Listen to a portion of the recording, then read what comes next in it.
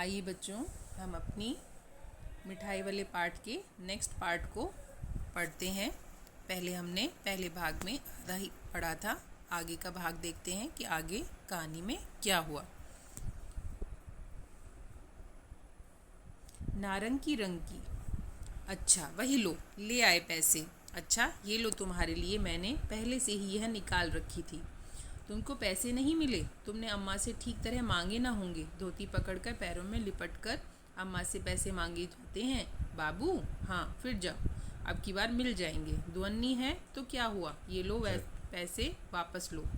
ठीक हो गया ना हिसाब? मिल गए पैसे? देखो, मैंने तरकीब बताई। अच्छा, अब तो किसी को नहीं लेना है, सब ले चुके। तुम्हारी माँ के पास पैसे नहीं हैं? अच्छा, तुम भी है लो। अच्छा, तो अब मैं चलता हूँ। इस तरह मुरली वाला फिर आगे बढ़ गया। आज अपने मकान में बैठी हुई रोहिणी मुरली वाले की सारी बातें सुनती रही।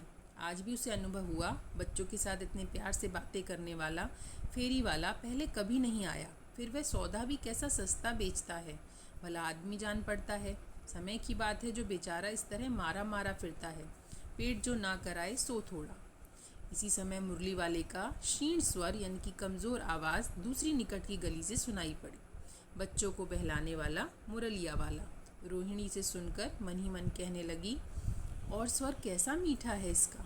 बहुत दिनों तक रोहिणी को मुरली वाले का वह मीठा स्वर और उसकी बच्चों के प्रति वे स्नेह सिक्त बातें, प्रेम से भरी हुई बातें याद आती रहीं। महीने के महीने आए और चले गए, फिर मुरली वाला ना आया। धीरे धीरे उसकी स्मृति भी क्षीण हो गई, उसकी याद भी भुला गई। 8 महीने के बाद सर्दी के दिन थे। रोहिणी स्नान करके मकान की छत पर चढ़कर आजानुलंबित केश राशि सुखा रही थी, यानी कि घुटनों तक लंबे बालों को सुखा रही थी।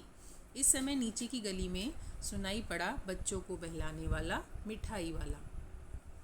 मिठाई वाले का स्वर उसके लिए परिचित था। झट से रोहिणी नीचे उतर आई। उस समय उसके पति मकान में नहीं थे। हाँ, उनकी वृद्धा दादी थीं।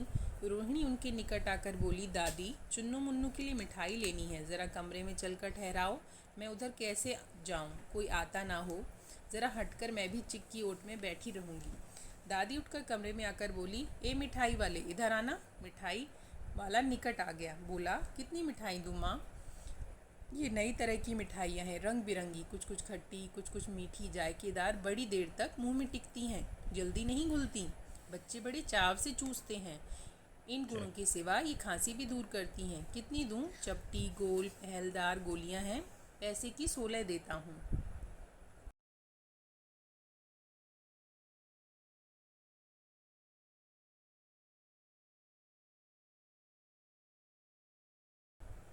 दादी बोली, 16 तो बहुत कम होती हैं, भला 25 तो देते। मिठाई वाला, नहीं दादी, अधिक नहीं दे सकता, इतना भी देता हूँ। ये अब मैं तुम्हें क्या, खैर मैं अधिक ना दे सकूँगा। रोहिणी दादी के पास ही थी। बोली, दादी, फिर भी काफ़ी सस्ता दे रहा है, 4 पैसे की ले लो, यह पैसे रहे। मिठाई वाला मिठाइयाँ गिनने लगा। 2-4 की दे दो। अच्छा, 25 नहीं सही, 20 ही दो। अरे हाँ, मैं बूढ़ी हुई, मोल भाव अब मुझे ज़्यादा करना आता भी नहीं। कहते हुए दादी के पोपले मुंह से ज़रा सी मुस्कुराहट फूट निकली। रोहिणी ने दादी से कहा, दादी, इससे पूछो, तुम इस शहर में और कभी भी आए थे या पहली बार आए हो? यहाँ के निवासी तो तुम हो नहीं। दादी ने इस कथन को दोहराने की चेष्टा ही की थी कि मिठाई वाले ने उत्तर दिया, पहली बार नहीं, और भी कई बार आ चुका हूँ। रोहिणी चिक्की आड़ से ही बोली, पहले यही मिठाई बेचते हुए आते थे या और कोई चीज़ लेकर? मिठाई वाला हर्ष, संशय और विस्मय आदि भावों में डूबकर बोला, यानी कि खुश होकर, आश्चर्य में पड़कर बोला, इससे पहले मुरली लेकर आया था और उससे भी पहले खिलौने लेकर। रोहिणी का अनुमान ठीक निकला। अब तो वह उससे और भी कुछ बातें पूछने के लिए अस्थिर हो उठी। वह बोली, इन व्यवसायों में भला तुम्हें क्या मिलता होगा? वह बोला, मिलता भला क्या है, यही खाने भर को मिल जाता है, कभी नहीं भी मिलता, पर हाँ, संतोष, धीरज और कभी कभी असीम सुख ज़रूर मिलता है, और यही मैं चाहता भी हूँ। सो कैसे, वह भी बताओ। अब व्यर्थ उन बातों की क्यों चर्चा करूँ, उन्हें आप जाने ही दें। उन बातों को सुनकर आपको दुख ही होगा। जब इतना बताया है तब और भी बता दो, मैं बहुत उत्सुक हूँ। तुम्हारा हर्जा ना होगा, तुम्हारा कोई नुकसान ना होगा। मिठाई मैं और भी ले लूँगी।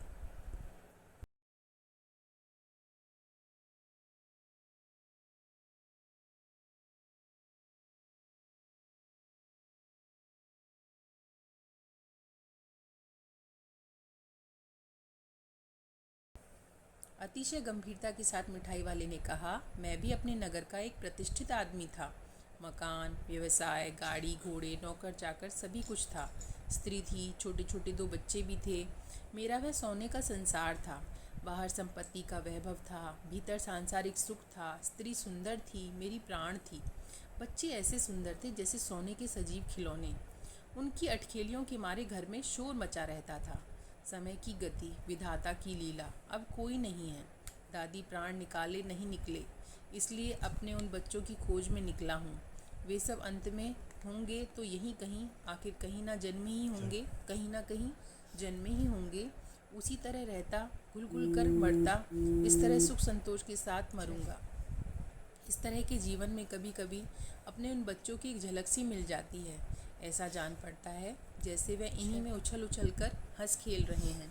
पैसों की थोड़ी कमी थोड़ी ही है, आपकी दया से पैसे तो काफ़ी हैं, जो नहीं हैं इस तरह उसी को पा जाता हूँ।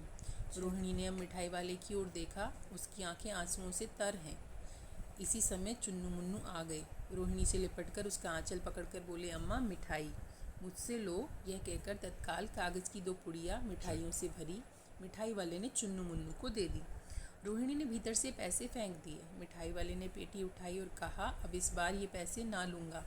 दादी बोली, अरे अरे ना ना, अपने पैसे लिए जा भाई।